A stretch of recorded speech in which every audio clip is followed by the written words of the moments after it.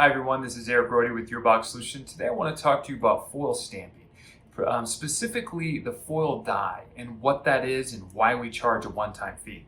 So what it is what it's referring to is actually creating like a rubber stamp, if you were to think about it, but it's created and made out of either magnesium like this, or it's made out of copper. So what this does is actually we lock this into a press and we use heat and pressure to transfer a film like this onto our paperboard, onto the box design. So with heat and pressure, it then applies and it actually transfers over to the paperboard, creating a finish like this in the shape of the actual die itself. So this is obviously a different die that was used for another box, not for this one. But as you can see, these gold metallic elements used a magnesium or a copper die to have this film applied under heat and pressure onto the carton to create this fantastic look with metallic foil.